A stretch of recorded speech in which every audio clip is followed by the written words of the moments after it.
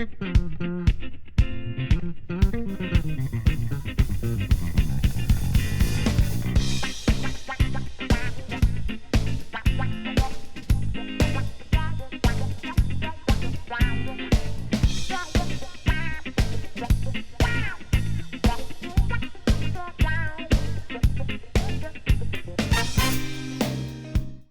and welcome to Last Time On. This is the podcast for people who want to watch all this prestige television, but who's got time for it? Jafar doesn't because he's about to fly. So we gotta fit this record in. We gotta get this recording in real quick. We got to do this real quick because Jafar's going to be going to Philadelphia by the time you hear this podcast, which means this may very well be his final episode ever. I actually, by the time you hear this podcast, I will be back from Philadelphia, but... Well, that's we can only hope. I am excited for it. I think I got. Can I have one of your guitars if you don't make it back? The middle one. The middle one? Yeah, all right. That's an acoustic bass up on the wall there. Ooh, what about that plushy Pokemon looking thing up in your background there? That's Beth's. That's Beth's. That's Beth's? Okay. That's Squishmallow. But I got the Babylon 5 figures up top there. Ooh, those are nice. Ben, I'll make sure they go to a good home. You get my trading card of me that's up there. I'm sad. Mine disappeared in the move. All the more reason for you to get mine. There we go. Well, we are here back on part 2 of our Expanse wrap-up, and I'm going to do my best to summarize the entire season's 2.5 through 6 in less than an hour. Before we begin, though, Victor, I am mad at myself, but I'm more mad at you. Okay, what happened now? Shad got shot in the face with the railgun? Yeah, I was gonna get to that. But that's way back in season 1. Yeah. Or maybe I wasn't gonna. I might have forgotten to tell you about that. Yeah. No. Shed. Yeah, Shed got a railgun right to the face. And it was out of nowhere, man. Out of nowhere. And it's really sad because Shed was one of my favorite characters. Yeah, he was dope. But you called it, and you didn't make it an official prediction. You just said, it was one of your last time ons. I specifically remember because you said, yeah, I'll bet you Shed took a rocket to the face. And I'm like... I'm giving myself points for that. Oh yeah, it was an epic death scene. I mean, it sucked because it came out of nowhere and it was like for no fucking reason at all. I think it was honestly just due to the way it happened. I think it was because, like, as I mentioned before, the authors of The Expanse based this on a role-playing game that they ran that they DM'd, and I'm guessing the character, whoever played Shed, had to drop out and couldn't make it. So they're like, all right, well, he takes a railgun round to the face. To be fair, I've played plenty of D&D games where people have died ignominiously. Real quick, going to tell my favorite version of that is I had a friend who played a Domain of the Grave cleric, and as part of that, he knows how he's going to die. Oh, cool. And... he, so that means he like throws himself into crazy situations thinking, I've seen my death. It's not this. And then we are just doing a traversal thing. Happen to have like a couple of bad luck rolls, and there's a landslide. And it's like, oh man, the cleric got buried. He's unconscious. He's making death saving throws. We just have to dig him out in 3 turns. It'll be fine. This sounds like a very interesting role-playing mechanic. We will have to talk about that. And then some other time. He critical fails his death save. That's two deaths already, and we weren't able to dig him out in time, and he was buried alive and suffocated. And so we were just like, we fight this manticore, and you're just like, no problem. And then you see rocks coming down, and she's like, oh no. Oh god. Okay. I have so many questions about how this role-playing mechanic will actually work in the game, but I don't want to get into that too much right now because it sounds really exciting and I could deep dive into that. But let's talk some Expanse. That sounds really cool. Let's talk about the Expanse. Now then, last time on. Wait, when did my doctor send you this picture? We left off when Eros impacted Venus. When we last saw our heroes, Miller and Julie, infected with the protomolecule, crashed Eros into Venus. Uh, oh, this is a little thing I had here because I thought it was interesting. This was the size of the Nauvoo compared to the size of Eros. So, yeah, I was just curious how much mass. But yeah, Fred Johnson's technicians did the math to make sure that This is a the real thing. Nauvoo with the mass and velocity. Yeah, this is actual Eros. No, I mean this is the basic premise of the DART program, which is currently our #1 leading method to deflect asteroids from hitting Earth. It's actually pretty fucking scary how many asteroids are within the vicinity of So, Earth at any given time. Yeah. I actually attended a lecture by one of the lead astrophysicists from the DART program. Ben too. was there too. Yeah. And the general consensus was that while there are a lot of near misses, if anything were to actually be coming close with our current level of astrophysics and navigation and just general observation, we would have about 20 years notice. Oh, yeah, that's good. And See, that's my- literally the expert said that. So I feel much better. See, my Yeah. DART program is using the Canadian slang, where instead of worrying about it, I'm just going to stand outside, look up at it, and smoke a cigarette and go, well, that's a shame. Wouldn't it be funny if the entire planet just starts masturbating all at once? That's not how I'm going out, man. No. Anyway, we're carrying on. So we've been after the Eros incident when Eros slams into Venus, Earth and Mars, the tensions between Earth and Mars escalates. Earth thinks Eros was a weapon developed by Mars. Mars thinks Earth was testing a weapon. And it went wrong, so they're both super suspicious of each other. Meanwhile, on Ganymede, Blue shit. Yep. Well, no. This is an actual, not an actual photo, but an artist's interpretation of Ganymede. In the world of the Expanse, Ganymede is the second largest producer of agriculture in the solar system, right behind Earth, of course, and that's because of something to do with the magnetosphere on Ganymede. So that's actual, like, real science. And I think I saw something that said Ganymede's the biggest moon in the solar system. I thought it was Titan, but I might be wrong. I think Titan's just the biggest moon of Saturn, but Ganymede's still pretty big. So yeah, Ganymede has agriculture domes all over the place. It's co-owned between Earth, Mars, and the Belt, and it's a real important part of the economy of the entire solar system, because it's where they grow all their agriculture for the entire belt. That's where Prax works. Yep. Lives there, the plant guy. So Bobby and her Martian Marines are on patrol. They're on Ganymede when fighting suddenly breaks out. What happens is Protogen, Jules Pierre Mao, he's got a Protogen research lab there, and he releases one of the protomolecule hybrids that he has been working on. And Just because fuck it? Because of the drama between him and Aaron Wright,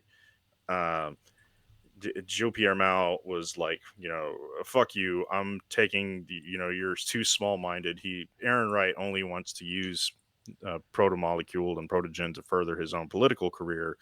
Jules Pierre Mao is like, has delusions of grandeur and wants to be like the next fucking messiah to the entire human race with the protomolecule. So he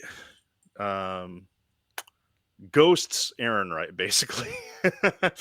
Leaves him on red, doesn't respond to any of his calls, and he's secretly shopping the protomolecule to Mars. So what he does this is like a test drive or a demonstration.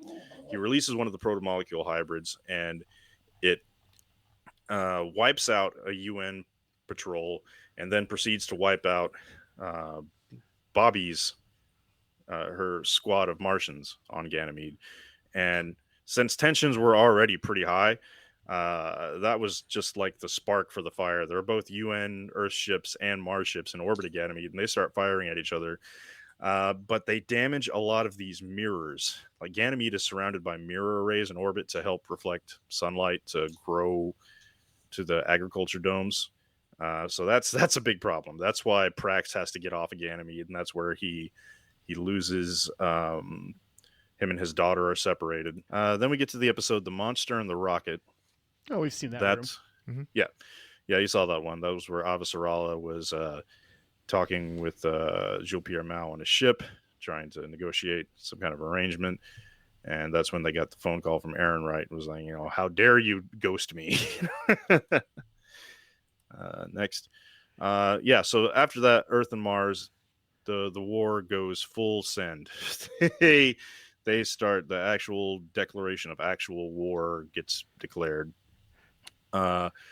Meanwhile, during this, back on Venus, before Avasarala left to go meet with Jules Pierre Mao, she contacted one of her former lovers who happened to be a scientist. Yeah.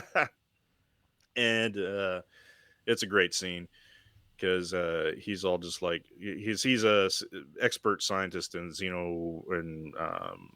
planetary geology or some shit. I don't know. He's a science man. He's a big science guy, and he's having dinner with her, and he's all just like trying to seduce her, being all just like, well, I'll help you out with this if we bang it out. And she goes like, no, fuck you, just do it.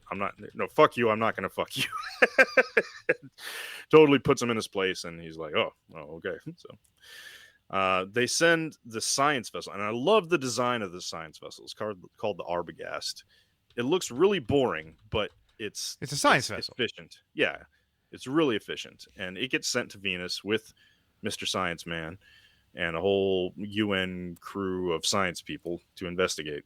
And it's really cool. It has these little inflatable, deployable lifting surfaces for... They lift and separate. Yeah, it's pretty neat. So then we get to the season 2 finale, the monster and it's the season 2 finale.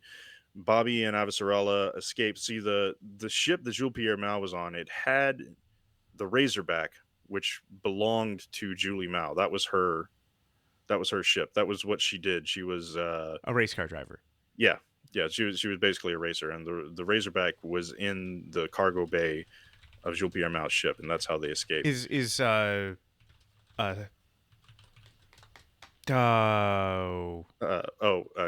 Yes, Coitier there with him?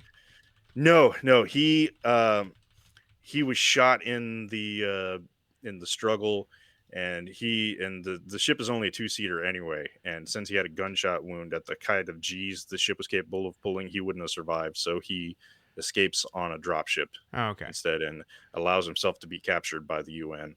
And that's why, oh gosh, you guys, yeah, you did see that part in that episode where he was on the UN warship and he was all beat handcuffed. Yep. Mm-hmm. That's where he ended up. Meanwhile, back on Venus, the proto-molecule site is acting up, right? The site where Eros impacted. That's where the science ship went to investigate.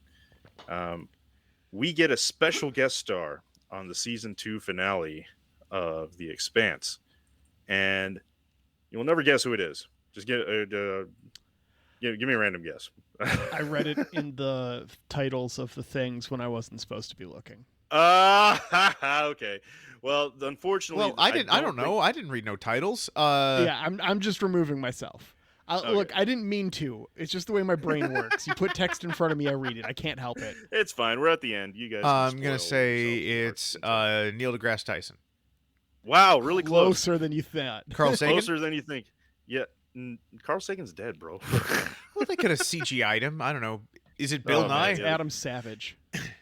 Yeah, it's Adam Savage. Oh, cool.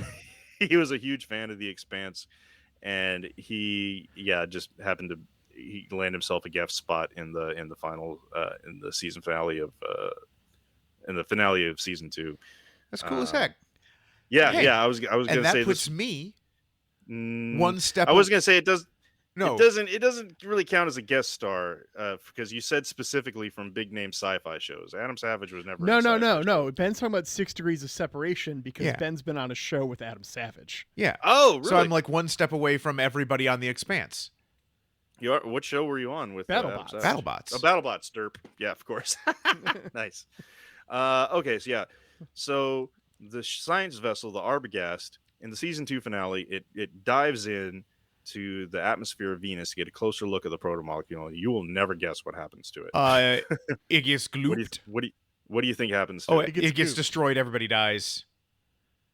It gets What absorbed, it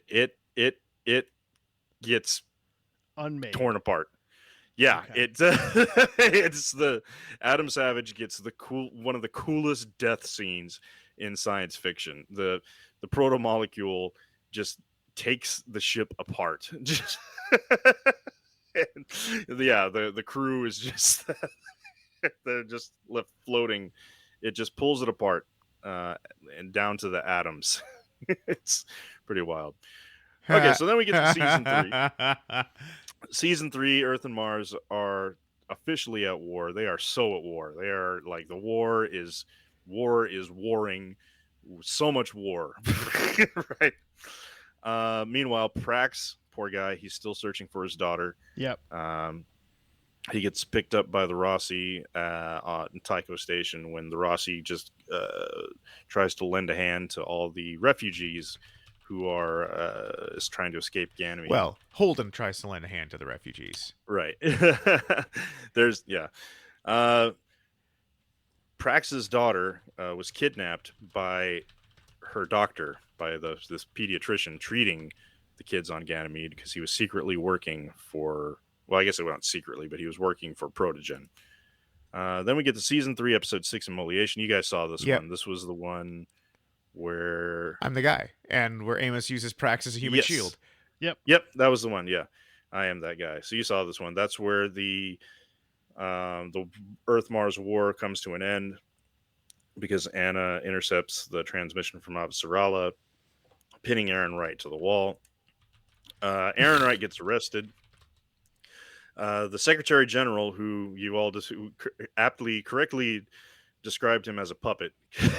That's why I got this puppet thing here. It's Sam the Eagle. Yeah, Sam the American Eagle. It is the British way. So the Secretary General Sorrento, I think his name was Sorrento, I'm 90% sure. He was the one. He resigns after the whole thing. And that means Avasarala becomes the new UN Secretary General of Earth. She ascends to Queen of Earth at that point. Yep, Prax is finally reunited with his daughter. Like you saw, like, God damn it, you guys got the abridged version. The struggle was so real of Prax trying to find his daughter. I already. Yeah, we saw the whole thing. But yeah, Yep. shut the fuck up. You know I won't. By the way, the reason she was kidnapped in the first place, along with a bunch of other children on Ganymede, is because that she has a very rare genetic disorder, and they found out kind of by accident that the proto molecule Cures because disease. no, it's the fact that these children had this genetic disorder made them perfect candidates to be infected with the proto molecule, and they become the proto molecule zombie hybrids, and they're easier to control a little bit. They maintain their humanity a little bit more than other random people. So you're who saying get- some of them aren't so evil. Exactly. Yep. That's why I gave you points for that prediction, because All yeah, right. they're really just children who are just Children Yep. doesn't make you not evil. That's true. I mean, they're not trying to hurt anyone. They're just curious. Like when the proto molecule monster killed all those people on Ganymede, sparking the war, it wasn't trying to hurt anyone. It was just trying to figure out what the fuck was going on. And it just went on a rampage because it had, it was a 6-year-old child who suddenly had super strength and was throwing a tantrum. So anyway, you saw this part. You saw at the end of the episode when the jellyfish squid thing emerged from Venus. It headed towards the outer edge of the solar system and formed a ring. And yeah, all of humanity kind of paused at this moment because this was the first proof of alien life that they ever received. And yeah, it hung out at the edge of the orbit of the solar system and formed this giant ring. Nobody knew what it was or what its purpose was, but yeah, it was our Big The ring. war between Earth and Mars was at an end. And it appears in the sky, and we just get this ho ho ho ho ho ho ho ho oh oh Oh, oh oh, oh, oh oh, oh Guys, we're already oh. at 38 minutes. so, Earth and Mars blockade the ring. They want to send some official science ships towards it to study it. Now, meanwhile, Drummer is sent to retrieve the Nauvoo. As you remember, Fred Johnson launched it towards Eros to knock it into the sun, but it missed. So she went to go retrieve it because She's a space Mormon? no, um, She she didn't went give to go off that retrieve it. vibe. No, not at all.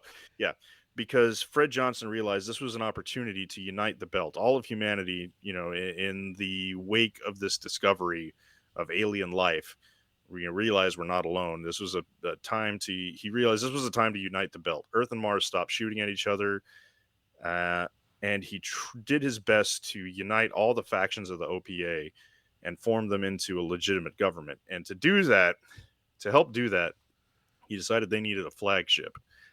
So he confiscated the Nauvoo and renamed it the OPAS Behemoth and turned it into a warship. It's kind of badass what he did with it. That's why when the episode happened where they're on board, you see all the paintings of pilgrims and shit in the background. It was all Joseph Smith Mormon stuff. And Exactly, yeah. It's because this thing is a giant colony ship and it's a giant flying temple, is what it is. So they turned it into a warship. They installed 6 railguns on this thing, which is fucking ridiculous. Unfortunately, it wasn't meant to be a warship, so it had all kinds of technical problems. It was constantly losing power, and if it ever did try to fire one of those railguns, it probably would have ripped the hull right off because it wasn't built for that. Anyway, so enter Manel June Espinoza. This guy is a belter. He's a slingshot racer. In the future, slingshot racing is the big popular Red Bull extreme sport where belters with fake beards. Usually belters. Well, he grew that beard because he was out in space for months slingshot racing. What they do is they build these tiny ass ships with barely any power, any thrust. They're just like cargo containers and shit, and they fling themselves out, and they use the gravity of Centrifugal force. Jupiter and Saturn to slingshot themselves and that's the new extreme sport. A bunch of them die in the process because you have to be really accurate with that math. If you don't get it right, you burn up in the atmosphere or impact one of the moons of Jupiter or Saturn. Well, he's one of the top slingshot racers in the system. And he's out there making his run to Saturn. He's going to try to break his previous record. So he's out there floating. He sends a message back to his girl back home, and he turns on the news, and he's watching a news story about himself that gets interrupted by the ring. And he's like, what the fuck? The fucking ring all the time, all the thing, the fucking ring. And suddenly no one cares about slingshot racing anymore because all the news channels are all talking about the ring. So he gets pissed and frustrated, and he adjusts his course, and he goes, you know what? I'm going to go through the ring. Yes. So yeah, he hurls himself past the Earth and Mars blockade. And in this previous shot of the ring that I showed you here, it's dormant. It's just a ring. Well, when he went through it, he went splat. The ring activated. It did the cool Stargate thing where it had the water ripple effect, and it stopped his ship. It went from its super high velocity to 0 all at once. Oh, he get goo? Splat. And he got gooed. Yeah. He got gooed 100%. He went splat, dude. It was one of the coolest CGI effects ever. He's like live streaming back to his fans. He goes, I did it, me, Maneo June Espinosa, and he goes splat. He just turns into goo. Yeah, it was pretty hardcore. Well, anyway, the ring gets activated, which is like fascinating. Nobody knows what the fuck it's doing. Um, Earth and Mars and the belt, the head towards it to, explore it together. And the Rocinante is there, of course. The Rocinante enters the ring space. He goes through the ring after Clarissa Mao, sister of Julie, daughter of Jules Pierre. She blows up a civilian transport ship and frames James Holden. Why? She makes because he is responsible. He holds her. He holds she. Nah, she holds Jim Holden responsible for ruining her family, for getting her dad arrested, for getting her sister killed. Uh, yeah, she has a lot of all her anger over her family's demise towards Holden. She wants revenge. So yeah, that's why she goes and gets those crazy implants that give her super strength. I mean, I'd get those too. Yeah. She makes a deep fake video where Holden claims responsibility for blowing it up. He says that he does it for the Belters because the Inners have been oppressing Belters. So I would assume he did it for The Rock. I Jafar got the understood joke. that reference. it's a wrestling joke, isn't it? It sure is. Yes. Okay. So, and meanwhile, this entire time, ever since the ring activated, Holden has been getting visions of Miller talking to him, like hallucinating and shit. So he escapes inside to the ring space. By the way, this at the center of the ring space is this big Borg sphere looking thing that's just like proto molecule technology and stuff. And Miller tells him to go down there. So yeah, that's him hallucinating Miller. Cool.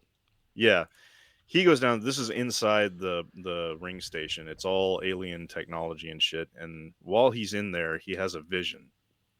The ring station downloads several million years worth of its history into Holden's brain. It damn near kills him. And yeah, there's a scene where, yep, he goes full 2001. There's this crazy scene of him floating naked in space and just like screaming as he gets all these flashes of events going through his brain and shit. It's a total acid. It's a total Stanley Kubrick acid trip. He learns that the builders are not aggressive. They're not trying to kill humanity with Eros and the proto-molecule zombies and shit. It's not meant as any kind of form of aggression. It's just that they're builders. That's what they do. They build, they expand. And what they do is they shoot off these probes towards any solar system that could possibly have a planet in, the Goldilocks zone, where it's possible to Steel Bear's life shit. Exactly. Yeah. And what it does is the proto molecule, if it finds a solar system that has a planet with biological life and energy, I'm guessing from the sun maybe or something, it needs those two things to activate. It activates, and then that's what it does. It infects the planet and creates a ring so that the builders could Come there. travel to the planet to colonize it. Yeah. So yeah, they only want specific. Totally called this. Yeah. they only want it's the probes specifically look for planets that have the potential for biological life, because they don't just go to any system. They don't want to Waste their time. waste their time with systems that are just dead rocks. There are dead rocks everywhere in the universe. So yeah. Mhm. So these rings connect their civilization to multiple galaxies, and all at the center of it all is this ring station here. That's the travel hub. So yeah, they didn't see humans as they didn't have any malevolence towards humans or any other species. They just see us as the equivalent of ants, an anthill And I think Holden actually used this metaphor. He says it's like it would be like us paving over an anthill to build a parking lot or something. That So, did yeah. this happen before Ben made his prediction? Which prediction? The Holden goes full 2001 prediction? I have that. No. I have the list here. I just wonder. Well, I don't know what episode this was. Are we in season? This was 3? in season. This is season 3. I think Ben's prediction might have been. It was in that. season 3 because It the next might- episode is the one with Owen, and Yeah. that's season Well, 4. I have it. I have all your predictions listed chronologically. It's at the end of the slideshow, so Okay. Yeah. we'll go But- over it. So yeah, so you would've also- made that prediction at the season 3 finale. So Yeah, it would have been this. All right. Yeah. Well, but he still did it. I'm not saying you did, I'm not disqualifying your points. I just think it's funny. Yeah, Yeah. he had already done it. After Yeah. it happened, right? Yeah. So another thing Holden saw in his visions was the war that the builders had with the ring entities. Now, the ring entities, they live in a different universe or a different dimension. Species And the 8472. builders, the builders didn't realize that every time they use one of their gates, it punctures a hole through the ring entities universe.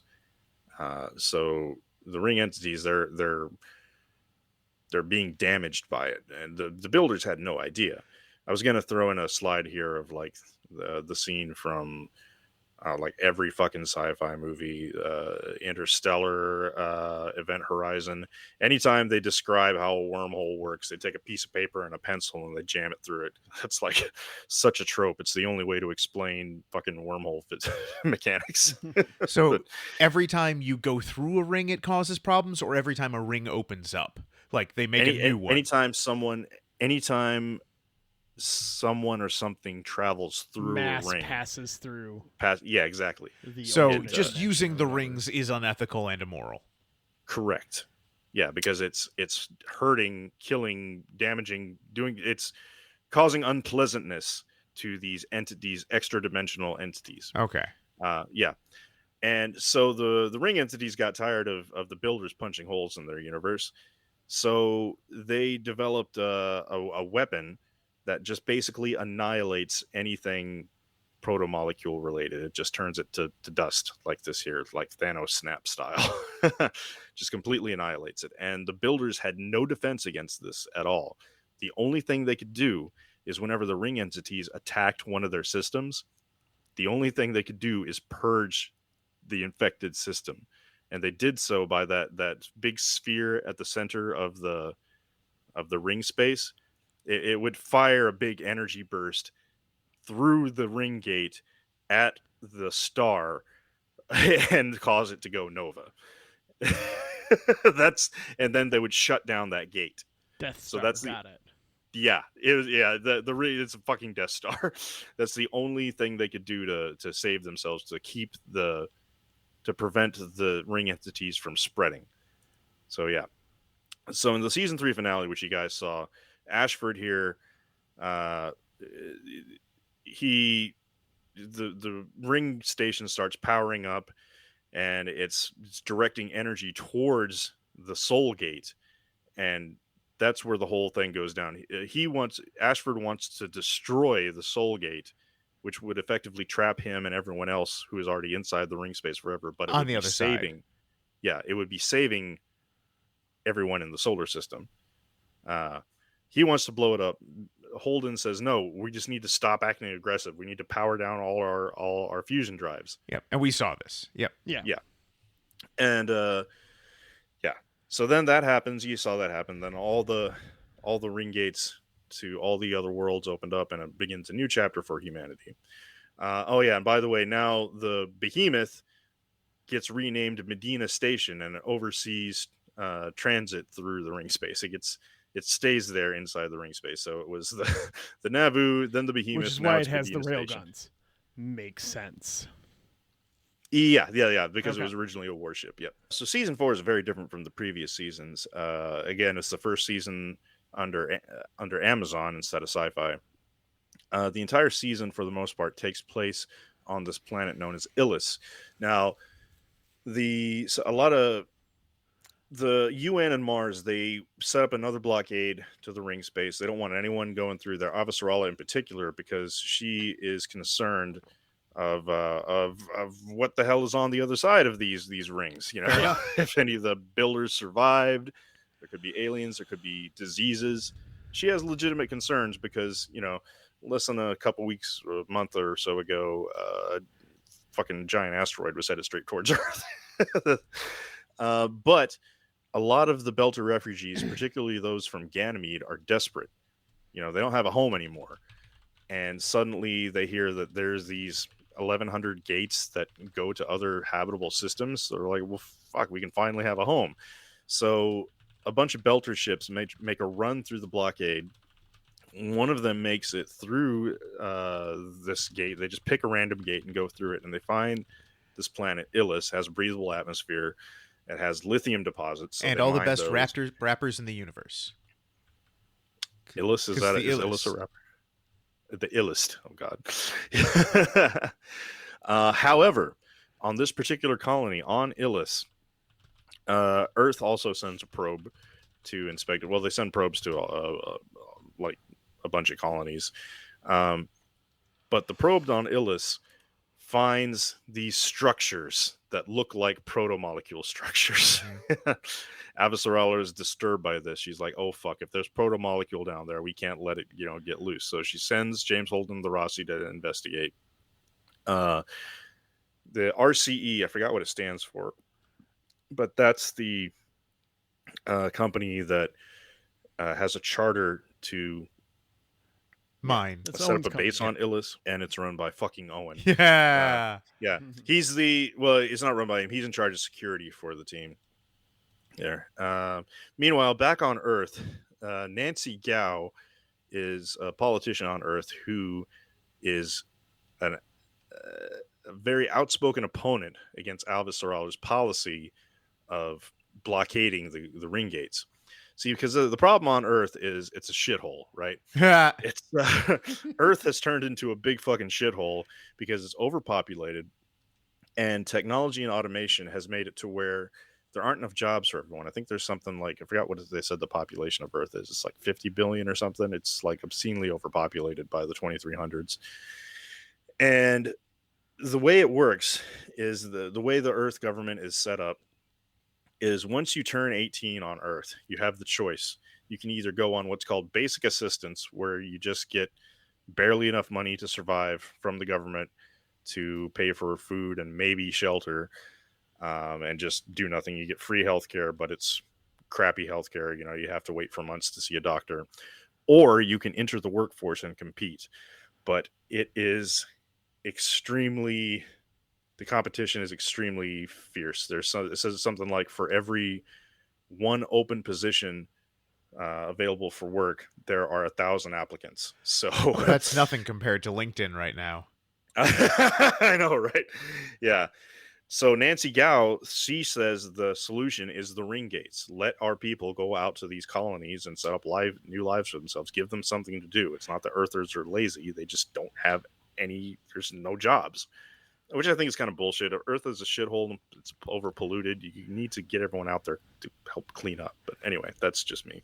That's what and Mars is it's kind of dying. Oh yeah, I'm out of slides at this point. That was the last slide. That's fine. This I just threw in here because it's a size comparison of the ships. This one here, this is the Behemoth / Medina Station / Nauvoo. Right next to it is the Ice Hauler from the first episode. Can't. Okay. The Canterbury, yeah. And then all the way over here, this is the Rocinante. So, yeah. It's, I thought it was kind of interesting. Anyway, okay, so I'm just going to go into fast forward for the rest of it. Mars is falling apart after the ring gates opened up because now this was kind of foreshadowed in that episode you saw where Aaron Wright assassinated the Martian defense minister, because he said that the younger generation doesn't have the same passion for the dream of Mars to terraform the planet and turn it into a paradise. They want to turn a dead rock into a garden. And now that when these ring gates open up, There's all the Mars gardens. economy collapses because no one wants to dedicate their lives to a project that they said the terraform project will take at least another 50 to 60 years, or 50 to 100 years, I think, something like that. So not going to work your entire life for something you're never going to see the benefits of in your lifetime. So they're like, why are we going to do that when there's over 1,000 planets out there with breathable atmospheres? We can just go live on one of those. So yeah, the Mars economy collapses. Bobby gets discharged from the Martian Marines, and she has to take a civilian job dismantling warships. And that's why in the finale Mars is so weak. Like they have only have a they're downsized their naval fleet. Meanwhile, one of the colonies surveyed by Mars, uh, they discover it's they discover a space station in orbit of one of the planets, and it's a space station left over by the builders, and it's discovered by Duarte, and he keeps it quiet. Um, it's a what it is this he doesn't realize it, but it's a shipyard.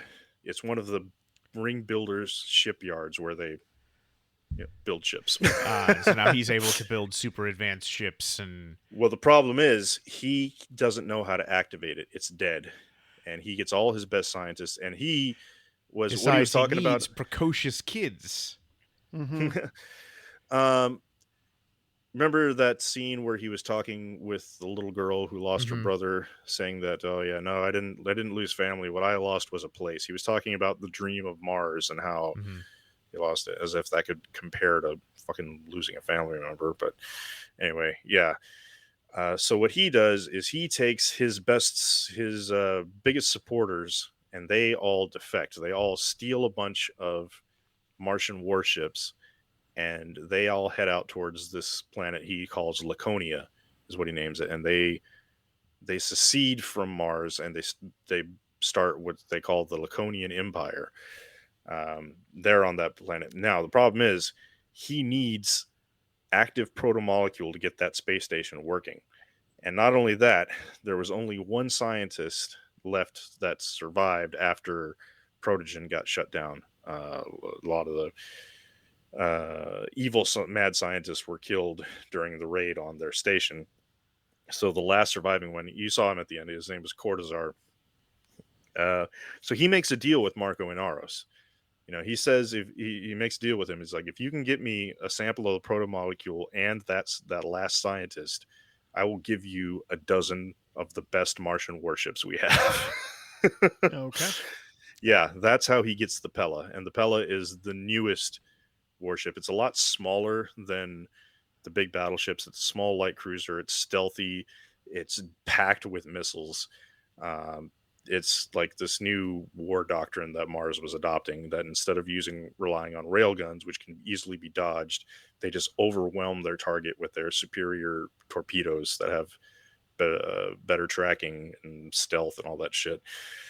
Which is a nice change from the books. In the books, the Pella was the same type of ship as a Rocinante, so it was kind of head to head. But I liked that they made it superior in the TV show. Like it's Mm. like this big new threat. It's about twice as big as a Rocinante. Anyway, I geek out about ships. I could I love that shit. That's yeah. Um, where was I? Oh yeah. So the Shithole, yeah lurk, Earth shithole. lurka, whatever. Uh, Ursa. Iconia or or Illis. They're on Illis. Laconia, They all Illis, get yeah. the eye crap. The eye crap, yeah, that happens. They shut down with the help of the visions from Miller and Holden. He learns how to shut down the active protomolecule and kill the last of it on Illis. Um, and Miller, what's left of his consciousness dies in the process, but he wants to die because he's sharing a collective consciousness with the 100,000 belters who died on Eros. So, and they Bad all, day. they're all in like this. suspended state of limbo and agony. So he wants to put them all to rest. So yeah, Holden helps. They help each other. How do They they help. cure everybody's eyes? Oh, the eye stuff. Oh, so it turned out that the you remember how uh, Holden and Miller were dosed with radiation, lethal radiation, when they left Eros. Yes, Yes. that's what was keeping What him was keeping him safe. safe was the fact that he and Miller were they had to take copious amounts of anti-radiation drugs every week for the rest of their lives. That's and since Ah, yeah, so it wasn't because Holden was a special magic boy, not necessarily. It's just the fact that he was irradiated to fucking to fucking back, and his system was pumped full of these anti-radiation meds. And it's funny because the RCE doctor was just like, "Why the fuck didn't you say something before?" Yeah. It's like, God, no I wonder. don't know why my eyes don't work. Also, I need to take this twice a Yeah. day. And let me go take a piss, and his pee is glowing. So, that's how they cure the green shit in the eyes. So But they Owen doesn't die. no. Owen survives, and he uh oh. So the reason he hates the Belters there, not just because he's evil and he's Owen. It's because there was a dispute. Like Earth and Mars, they were assholes, and so they claimed all the planets for themselves, right? Uh-huh. Well, you can't fucking do that. You don't own the No. stars. And the Belters got there first. The refugees got there first, and they claimed it. So RCE is all like, we have a legal claim, and the Belters are like, fuck you, we got here first. This is our new home. Fuck off. So Yeah. when their shuttle was landing, I think RCE, they sent a probe out, an unmanned probe with like drones that would set up a landing pad for their main ship to come in. Uh, a mhm. group of the Belters, including the one girl's mom, went out there to plant mining charges on their landing pad so they wouldn't be able to land. Well, as they're out there planting these charges, the ship arrives early. They see it like breaking in the atmosphere. They're like, "Oh fuck!" And the lady, I forget her name, but the mom, she's like, "All right, let's get the hell out of here." But the other Belters are like, "No, hell no, we're not letting them take it." And they plant the charges and Blow it arm up. them, and it explodes as the ship is landing and kills a shitload of the scientists. So that's why um, Owen was justifiably angry, because all the Belters denied that they had anything to do with it, and a lot of them had nothing to do with it. It's just a small group of Belters that snuck out and planted mining charges on the landing pad. Uh, All right. the mom didn't want to kill anyone; she just wanted to prevent them from Mhm. landing. So that's why the daughter was mad, because she finds out that she's like, mom's a murderer. So Yeah. um, so eventually that gets all sorted out. Uh, Owen goes full Owen on the planet and starts enforcing martial law and executing some Belters for no reason. So yeah, they take him. They won't. He lives. They take him back on the Rocinante and take him back to face trial back on Earth. Um, but Amos does beat the shit out of him. So Hey, yeah, Hey. because him And he's been forcibly removed from where he was, making him what? a refugee. a There you refugee. go. Yeah. What? I got this. Oh. Oh shit. Sorry. Yeah. Him and Amos and Owen's character's name is Murtry. They're at each other's throats the entire time, like a big dick swinging contest. So while he's on the Rocinante, he uncuffs Owen in his quarters, and it says, "Look, if you want to throw down, we can throw down." And he punches Amos in the face, and Amos is just like, "Thank you." He literally says, "Thank you," and then proceeds to beat the shit out of him. It's like the most Amos moment ever. Okay, All all right. right, I'm gonna wrap. So that's That was Illis. Illis. Okay, I'm gonna wrap up season 5 and season 6 real quick. You remember at the very beginning of season 1, episode 1, Avasarala caught that Belter smuggling stealth tech. That Yep. that was for Yeah. Marcos all along. Marcos was playing the long game, and the fact that the rings appeared didn't change anything for him. The other Belters wanted to think they could make peace with Earth and Mars finally. Hey, there's so much space. Yeah, Like, everyone will be fine. why Yeah. fight out Marco now? is like, so what? A ring appears, so what? You think they're suddenly going to stop, oppressing us? But his plan all along was to get a hold of some Martian stealth composites. The way the Martian stealth works, it's a material that absorbs radar, and it only works whenever a ship is not under thrust, because it's impossible to hide that big ass thruster, the main drive. So, Hmm. yeah, Hmm. that's the only way you can have stealth in space is if it's coated with stealth technology and powered down. Uh, M- Marco, Well, yeah, because it doesn't matter if you can't see it. There must be an exhaust pipe or yeah, something. right, exactly. You can't cloak the exhaust pipe. So Marco's plan all along was to get a hold of some stealth composites and um, cover an asteroid in them, cover several asteroids in them, and fling them at Earth. Okay. Because Earth has a asteroid spot like the Dart system, like we were talking about earlier. But 300 years in the future, it's way more advanced. They spot any asteroid close to Earth and they just shoot it down with railguns or whatever. But Yeah. Marcos, he coats uh, a dozen asteroids or so with the Martian stealth and just flings them at Earth.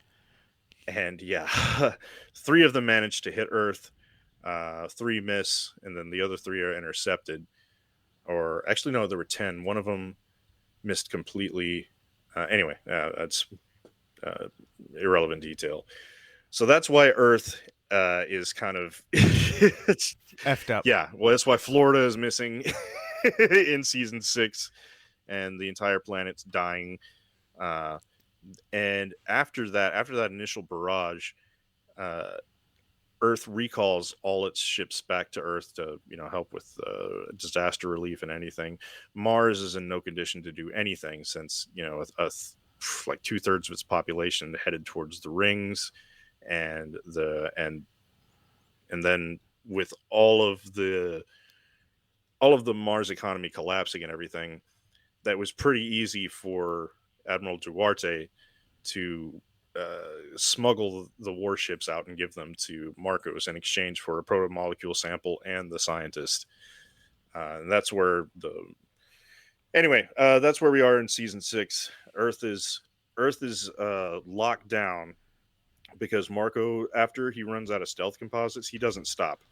He doesn't stop. He just starts pushing asteroids towards Earth constantly. And even though Earth can see them, there's just so many of them. All the UN fleet has to guard Earth to shoot down these rocks that keep coming. So Earth and Mars withdraw back towards the inner systems. Marcos uses this opportunity to unite the belt, and that's how he's able to control uh, the outer planets and outer moons in the solar system. So yeah, and Okay. that pretty much sums it all up. You guys saw the season finale and how it all ended. Yep. I think we covered pretty much everything there. I've got a couple more things I want to show you here, just a few more. Do any of the hybrid missiles make it to No, they Mars? all got shot down. Yeah. Fred, Damn you, Fred yeah, Fred Johnson. Johnson, he got all of them. So there's that slide there. Oh, as far as your guest star prediction, that was my favorite prediction this season. Do you guys recognize this guy on the screen right here?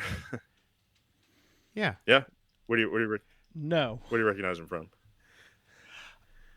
I just recognize his face. I cannot tell you where from right now. He was in the Tick. He played Sage the supernumerary. Yes.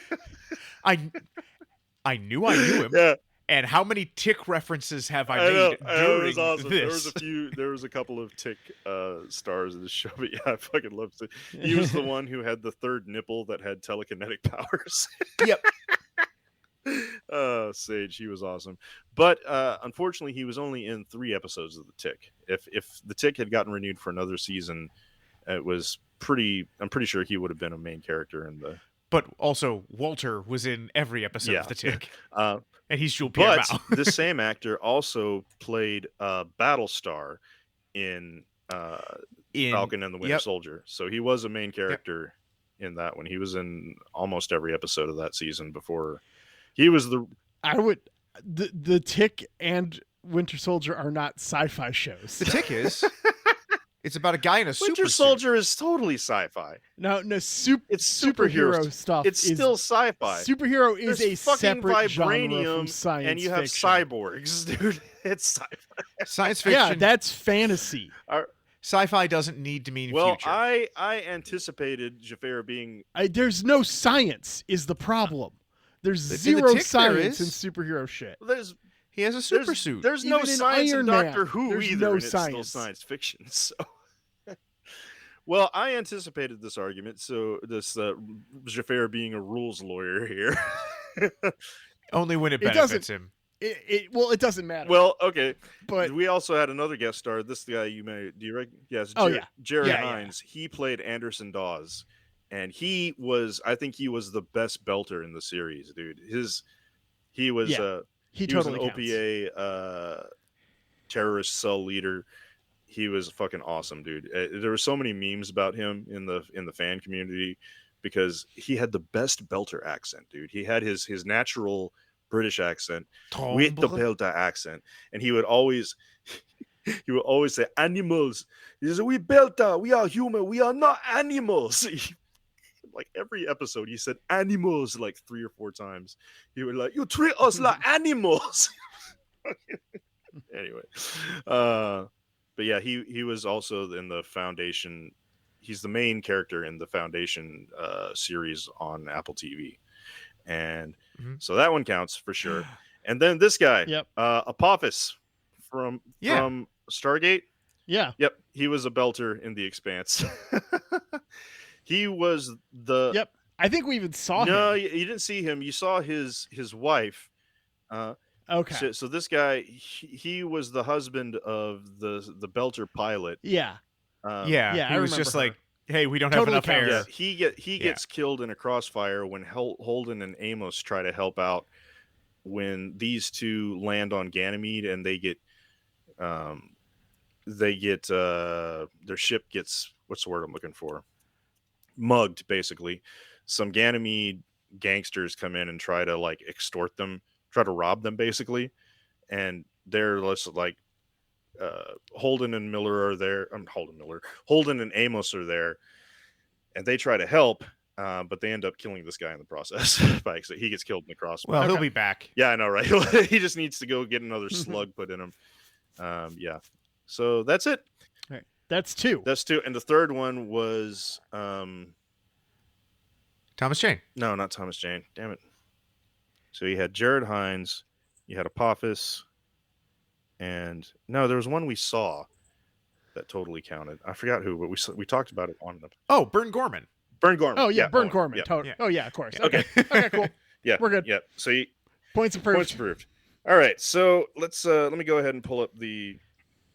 So Sadavar doesn't die. No, he just goes to jail and we never hear from him again. Although You mean it's heavily implied that he's dead because the maximum security prison that Clarissa was put in, she goes to jail for blowing up an entire ship full of civilians and blaming it on Holden.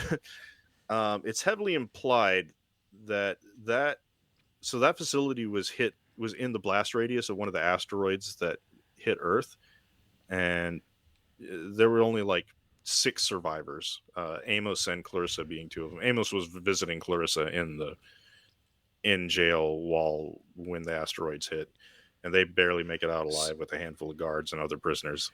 So you're saying he doesn't even put up a fight? Like he just gets Guys, like, arrested? it's never confirmed, No, unfortunately. He goes out. He like does a go out bitch. like a bitch, but that's not what you said. So No, I said goes out. I have my notes right here. Goes out like a bitch. no, I ever heard Sadavir dies like a bitch is what you said. I remember because you said it has 3 eyes, bitch. Yeah. All right. I'm gonna say no because I had at one point Christian kills him. He doesn't. The Ben, next one was that he goes even out if like you a bitch. even if you get all the points that were pending and that 3, you still have lost. It's because I've also given myself a few more here. Because All right, so your You season know one, that episode one. Okay, your predictions were there. We get less zero G scenes than the pilot. Yep, that's for sure. There were yeah. And you said Yep. Mars didn't blow up the Canterbury. no. Dude, I went back and I listened to the episodes and I transcribed what you guys said. Oh no, but I'm saying you said it in the recap it wasn't Right, Mars that did it. it was Protogen. Was You said Belters blew up the can. Yeah. ah But you absolutely got the points for someone gets G-forced in the jelly because man, I want to find that clip for you Yep. to see because it's fucking epic when he goes splat. We can Yeah, YouTube you now. can YouTube it now. yeah. Well, I'll probably also Uh, just be going back and watching I this hope show. so. I hope so. Yeah. Because like I said when we did the Shameless and I went back and watched it, it's just a different experience. It's almost like reading one of those choose your own adventure novels where you have to like start over and go again. I think it's a unique experience when you watch a show Oh, like one this. thing we skipped over because both Javert and I asked about it. How does Naomi get off of Marco's She ship? spaces herself. Yeah, it's Whoa. crazy. So Like without a suit, like just yeah, gets out yeah, there, or like because Marco so she tries to go rescue her son. She finally she gets a lead on where he is. She goes there, tells James, I have to go do something by myself. You can't come with me. I have to do this alone, blah, blah, blah, blah. She finds Philip. Philip wants nothing to do with her. Philip has drunk the damn Kool-Aid from Marco. And yeah, uh, she Marco's goons knock her out and kidnap her and take her to the Pella. And Marco tries to indoctrinate her into his terrorist ways. She doesn't do it, and she tries to convince Philip to leave with her, to leave him. But when they last speak, I think he like slaps her and is like, "Hell no, my father is a great man. You lie. You're putting us all at risk," and blah blah blah. And they even so Marco's plan is to get a derelict ship. I think it's actually the freighter that Naomi came on. Put out a fake distress signal. So and then for the Rocinante, and then when they come to rescue Naomi, it was going to blow up and it was going to kill, James and the whole crew and everyone. That was the plan. So in order to stop him, after she realizes Philip is a lost cause, she goes to the airlock, and because the Pella is next to this freighter, and they have it rigged to blow. Yeah, she spaces herself and just leaps towards the derelict ship. So Marcos thinks she's dead because Phillips thinks she's dead because she spaced herself. But yeah, she Right. manages to make it to the other ship barely. It's pretty badass scene. Yeah. Cool. What happens to Tadeo? Oh, fucking Tadeo. So Tadeo is the reason. Like Philip had been kind of on the fence about the whole, mass murder genocide thing. Yeah, as one might be. So this was actually a pretty brilliant move by Marcos. It was a dick move, but it was a brilliant move.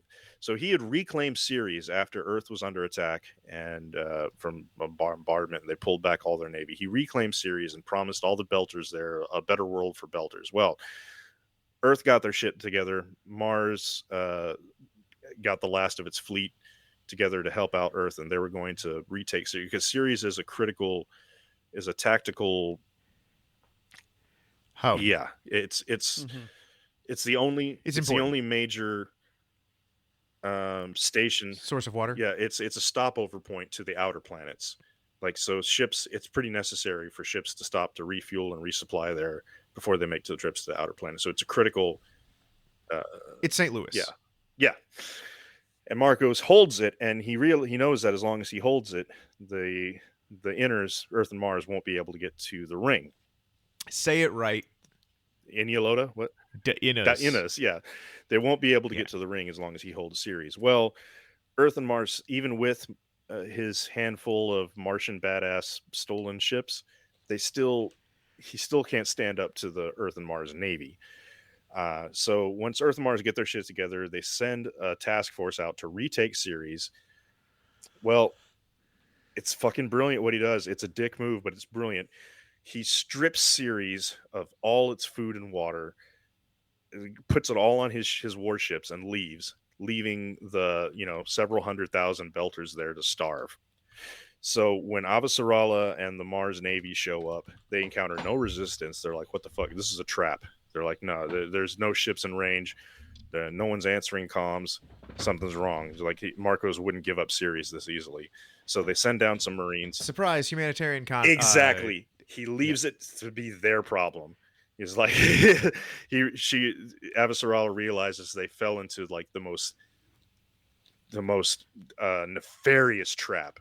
He left them a humanitarian problem. All these Belters are gonna run out of food and water within like 2 weeks. So on top of that, they mobilize a bunch of ships from Earth and Mars to bring food and water. He planted explosives in the docking ring, so when these relief ships, docked, they blew up, and that's the explosion that you guys saw in the first scenes of what episode? But what happens to Tadeo? Tadeo is, remember how he was really worried about his brother on Ceres? Yeah, his brother's dead, of course. Yeah. So Tadeo was thrown into a prison cell on the Pella because he broke radio silence on the Pella to try and find out what happened to his brother. And they caught him. It's like, what the hell? You could have given away our position. So they threw him in a prison cell. Philip felt bad and went to go check on him. And he used his like privileged access, being the son of the CEO, to find out what happened to his brother. And he tells him, "I'm sorry, your brother died in the explosion." And Tadeo, he breaks down. He starts, he has a breakdown there. And Philip's trying to comfort him. He opens the door and like gives him a hug, saying, "Hey man, it's not your fault." He goes, "No, you don't understand. It is my fault. I planted those bombs." Yeah. Shit. It's like, Marco lied to us. He said that we were only going to kill inners with these bombs. He said that we were just killing inners. So he is stricken with guilt, and that's when Philip realizes his father is a piece of shit. All right. Yeah. Yeah. So, let's. Do you have any more questions, Ben? No. Yeah. Okay. No. Why don't we just say the points are up in the Discord if you want to see them? Yep. Rather than go through this big list, because we're coming up on time right now. Yeah. And I lost. Yeah. I won. I'm gonna pick the show. I should have been given more points for guessing The Martian. But I do want to throw something out here. I just noticed I made the same prediction twice. Yeah, you guys did that. And so I want to I'm suggesting a rule right now in order to encourage this to not happen again, because this is my fuck up. And I would follow this rule if it were taking points away from me. It is not a prediction that I got right, so it doesn't matter. It was Philip But dies. Yeah, Philip dies, I put twice. I'm going to say if you put the same prediction twice, you only get the points for the lowest, whatever you put it in at the That's lowest fair. at. I say if you put the same one in twice, you lose the points that you are at that point value. You get disqualified. Just No, so you Ben, maintain prediction we're not- integrity. No, we're not. No. And this is going forward. This is not a punitive place. Oh, yes, it is. No, it's not. This is a fun and happy place of whimsy, Ben. As will be proven when I announce my next show, a show famous for its whimsy. Cobra Kai, not feeling it. But we'll talk about it next step. But yeah, so I got 32 points. Ben, I think you're at 28. Something like that. 28 maximum possible points for Ben. Yeah. Yeah. If given the benefit and of the I'm doubt, at 32. Then Naomi puts Amos in check. We don't have to worry about it. It's moot at this point. Yeah. Now, it's fine. It's moot. Jafar will be out next week. I was going to suggest that I was going to. Oh, No, he'll be here. I'll be you here. will? Well, I was going to suggest that Yeah. Ben. Hey, man, this would be a good time. You and me want to do another movie break episode? Real No. human Real money. money. Hey, Victor. no, you get to pick the Uh, movie this time. You can make me watch something horrible and pay money to see it. No, Vic, we're recording well in advance, which is abnormal for us. This episode airs September. I'm just trying to 10th. have some fun, I man. get- I'm saying me and Ben can hang out and I do get back on the 8th. and do a movie. Oh, if you guys want to do one without me, go for it. Like I'm not that guy. I'd be happy to go back and watch an episode of Briscoe County Jr. Oh, that'd be with you. fun. Yeah, Balls but in your court, Ben. no, Your- next. your call. Yeah. Well, or we can do something after we do the go back episode of. Oh right, yes, and the go back episode is going to be season 2, episode 2, Doors and Corners. I originally wanted you guys to watch the Doninger battle, but I went back and Yeah. watched this other episode, which, in my opinion, is the #1 space battle in the series. It better it's- be. It's also just a better episode overall. But All yeah, right, Okay. text me that. Yeah, put it in the group sure. chat. But while you're doing that, I want to say thank you to the #1 band on my Spotify Wrapped, claiming all top 5 songs. That is Ripe. So thank you, Ripe. I even got a cool little video talking about my #1 played song with the lead singer of Ripe, talking about how cool it is. Settling. It's a banger. that's awesome. It is. But yeah, thank you, Ripe, for the use of Goon Squad as our theme song. It is so cool. And please check them out. Listen to their stuff. They are amazing. Thank you to you, the listener. Appreciate you hanging in there through all this, if you're still listening through my rambling. If you have any comments or suggestions, send them to 808-862-5580. And we will read them here on the air. And please leave us a review on iTunes or Spotify or wherever. Yeah. And if you leave us a good review, we'll give you a shout out here on the air too. Yeah, we'll read your review on the air. And that's everything. I didn't do anything. Yeah, take us out, I don't know Shafir. what to do except to say that we'll see you next time on Last Time On. Feels good to say, doesn't it? It does. It's the best closing line of any podcast I've ever been on.